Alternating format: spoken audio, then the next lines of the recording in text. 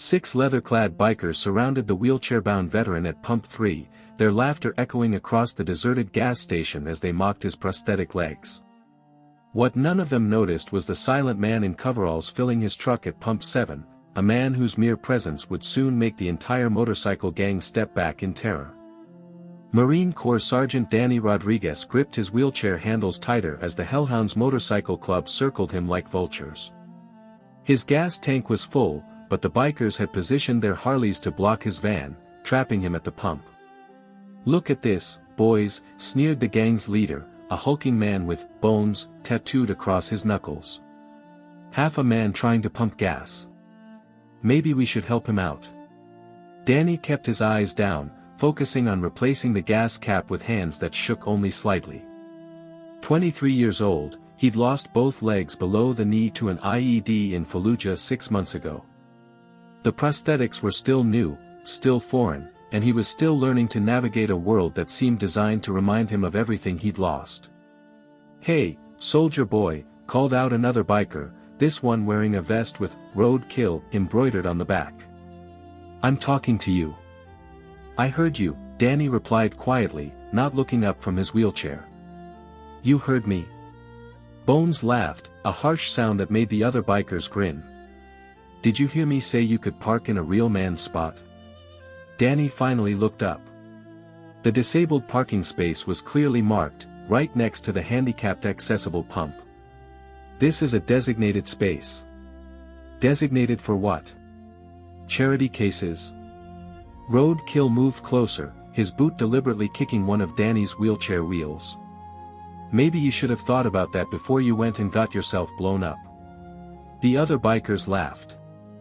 There were 6 of them total, ranging in age from their 30s to their 50s, all wearing the same Hellhounds colors.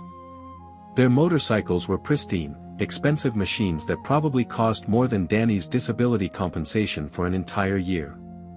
"Leave me alone," Danny said, trying to maneuver his wheelchair around the motorcycles. "Leave you alone?" Bones blocked his path. "You think you can just roll up here and take up space like you own the place? This is our gas station, cripple. We've been coming here for 20 years. "It's a public gas station," Danny replied, his voice steady despite the fear growing in his chest.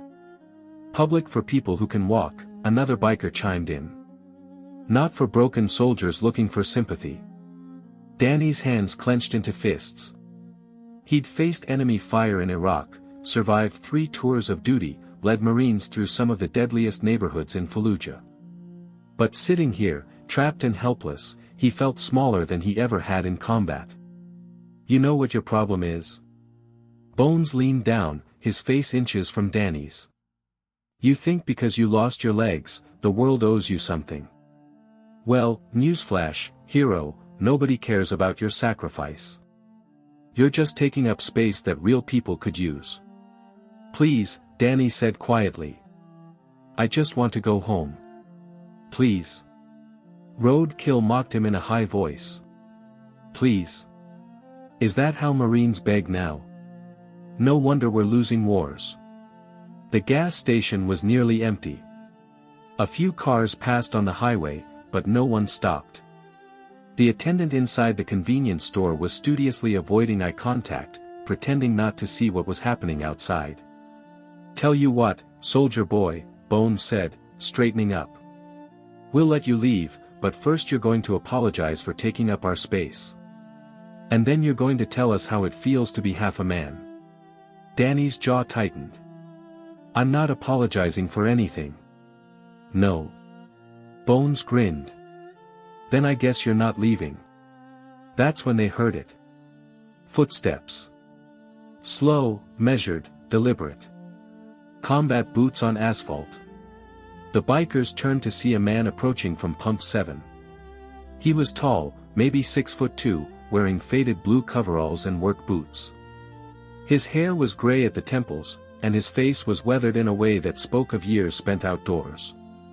He moved with the fluid, precise gait of someone who had spent decades in the military. But it wasn't his appearance that made the bikers take notice. It was something else. Something in his bearing, in the way he carried himself, that made hardened criminals instinctively step back. "Gentlemen," the man said quietly, his voice carrying a subtle authority that cut through the desert air like a knife. "Is there a problem here?" Bones turned to face him, puffing out his chest. "No problem, old man. Just having a conversation with our friend here. Move along." The stranger didn't move along. Instead, he took another step closer, and the bikers found themselves unconsciously backing up. "That's interesting," the man said, his tone conversational. "Because from where I was standing, it looked like 6 grown men were threatening a disabled veteran." "Disabled veteran?" Roadkill laughed, but the sound was forced now, less confident. "This kid? He's just a cripple looking for handouts." The stranger's eyes went cold. When he spoke again, his voice dropped to barely above a whisper, but every word carried the weight of absolute authority. "That kid is a United States Marine. He lost his legs serving his country. And if you have a problem with that, then you have a problem with me." Bones tried to regain control of the situation. "Look, Pops, we don't want any trouble. But this ain't your business." "Actually," the stranger said, reaching into his coveralls, "it is my business." He pulled out a worn leather wallet and flipped it open.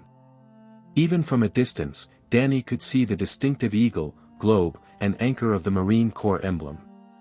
But it was the rank insignia that made the bikers freeze. "Major General Marcus Stone, United States Marine Corps, retired," the stranger said quietly. "And that Marine you're harassing? He's under my protection." The effect was immediate and dramatic. 6 tough bikers who moments before had been terrorizing a disabled veteran suddenly looked like schoolchildren caught by the principal. "General," Bones stammered, "we didn't know." "You didn't know what?" General Stone's voice cut through the excuse like a blade. "You didn't know he was a Marine?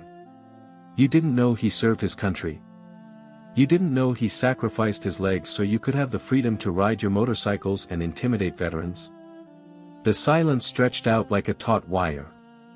"Let me explain something to you," the general continued, his voice never rising above conversational level but somehow becoming more terrifying with each word. "That young man sitting in that wheelchair has more courage in his little finger than all 6 of you combined. He volunteered to serve his country. He went to war. He came home wounded. And instead of giving up, he's learning to live again." Roadkill tried to speak. "Sir, we were just..." "You were just what?" "Bullying a disabled veteran. Making fun of a Marine who lost his legs in combat." The general's eyes swept over all 6 bikers. "Tell me, which one of you has served your country? Which one of you has sacrificed anything for your fellow Americans?" None of them answered. "That's what I thought," General Stone said. "You're tough guys when you're picking on someone in a wheelchair. But when faced with someone who might actually fight back, you're cowards." Danny watched in amazement as 6 hardened criminals seemed to shrink before his eyes. "Here's what's going to happen," the general announced. "You're going to apologize to Sergeant Rodriguez. Then you're going to move your motorcycle so he can leave. And then you're going to think very carefully about how you treat veterans in the future." "Rodriguez?" Bones looked confused. "Sergeant Danny Rodriguez, 2nd Battalion, 5th Marines. He served 3 tours in Iraq. Earned a Purple Heart and a Bronze Star. Lost both legs to an IED while leading a patrol to protect Iraqi civilians." Danny stared at the general in shock. "How did he know all that? And how do I know all this?" General Stone continued, as if reading Danny's mind. "Because I make it my business to know about Marines. Every Marine. Especially ones who sacrifice for their country and then get harassed by civilians who've never risked anything for anyone." Bones cleared his throat nervously. "Sergeant Rodriguez, we apologize. We didn't realize." "You didn't realize what?" Danny asked, finding his voice again. "You didn't realize I was human. You didn't realize I deserved basic respect." The bikers looked at the ground, unable to meet his eyes. "Move your bikes," General Stone ordered. "Now." The hellhounds scrambled to move their motorcycles, creating a clear path for Danny's van. As they worked, the general approached Danny's wheelchair. "Sergeant Rodriguez," he said, his voice softer now. "How are you holding up?" I'm okay, sir," Danny replied, still trying to process what had just happened. "No, you're not," the general said gently. "And that's okay too. Recovery takes time. Adjustment takes time. But you're a Marine, and Marines don't quit." "Sometimes I want to," Danny admitted quietly. "I know. I've been there." General Stone rolled up his left sleeve, revealing a prosthetic arm from the elbow down. "Vietnam, 1971. Mortar round took my arm and nearly took my life." Danny's eyes widened. "Sir, I had no idea. Most people don't. The thing about prosthetics is, they're getting better all the time. But more importantly, the thing about Marines is, we adapt. We overcome. We find new ways to serve." The bikers had finished moving their motorcycles and were standing in an awkward group, clearly wanting to leave but unsure if they'd been dismissed. "Gentlemen," the general called to them. "Before you go, I want you to understand something. There are 22 million veterans in this country. Men and women who served so you could live free. Some of them are homeless. Some are struggling with injuries, visible and invisible. Some are having trouble adjusting to civilian life." He gestured toward Danny. "This Marine is one of the lucky ones. He's got family support, medical care, and the strength to keep fighting. But he shouldn't have to fight civilians who don't understand what he's sacrificed." Bones nodded slowly. "We understand, General. I hope you do. Because if I hear about the hellhounds harassing any veteran, anywhere, ever again, you'll answer to me personally. And trust me, you don't want that conversation." The bikers climbed onto their motorcycles and rode away without another word, their engines fading into the distance. General Stone turned back to Danny. "Sergeant, I want you to have something." He reached into his wallet and pulled out a business card. "That's my personal number. If you ever need anything, anything at all, you call me. Day or night." Danny took the card with shaking hands. "Sir, why are you helping me?" "Because 30 years ago, I was sitting in a hospital bed in Da Nang, feeling sorry for myself and wondering if my life was over. And the old gunnery sergeant sat down next to me and told me that my service wasn't over, it was just beginning. That I had a choice, I could let my injury define me, or I could define myself despite my injury." The general smiled. "That gunny saved my life. Not from the Viet Cong, but from despair. And now it's my turn to pass it forward." "What did you do?" "After Vietnam, I mean. I stayed in the Corps. Served another 25 years. Commanded 2 different battalions, worked at the Pentagon, trained young Marines.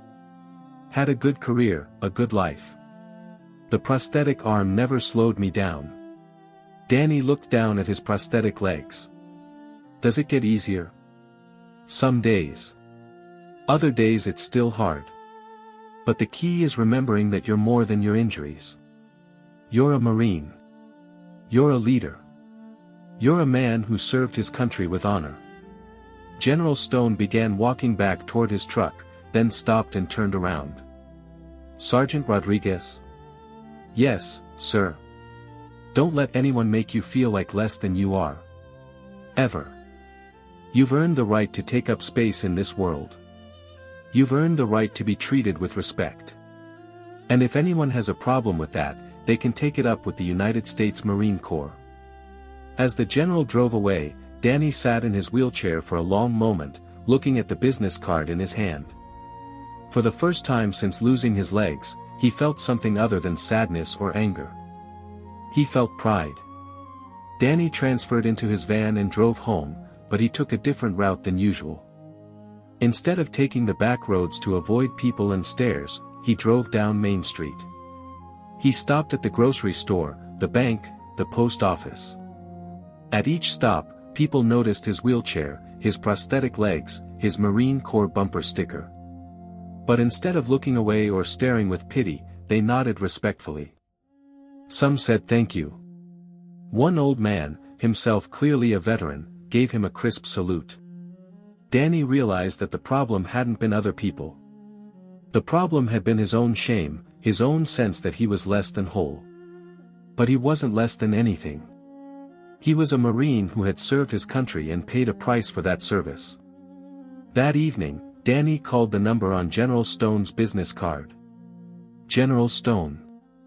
Sir, this is Sergeant Rodriguez. From the gas station today. Danny.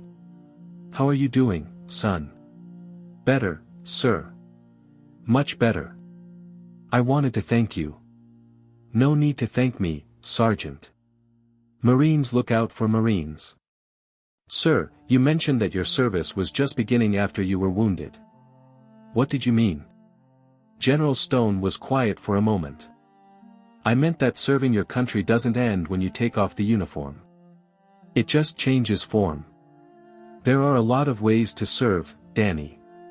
Teaching, mentoring, helping other veterans, volunteering in your community. The skills you learned as a Marine, leadership, courage, dedication, those don't disappear because you're wounded.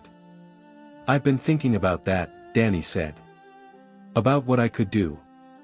How I could still serve. And what have you come up with? I want to work with other wounded veterans. Help them adjust, like you helped me today. Show them that their lives aren't over, just different. That sounds like exactly the kind of mission a Marine would volunteer for, General Stone said, and Danny could hear the smile in his voice. Yes, sir. I think it is. After hanging up, Danny rolled his wheelchair onto his back porch and looked up at the stars. 6 months ago, he'd been a whole man with broken faith. Tonight, he was a wounded man with renewed purpose. The bikers at the gas station had tried to make him feel like less than human. But General Stone had reminded him of something he'd forgotten: he was a United States Marine, and Marines don't quit. Danny Rodriguez had found his new mission.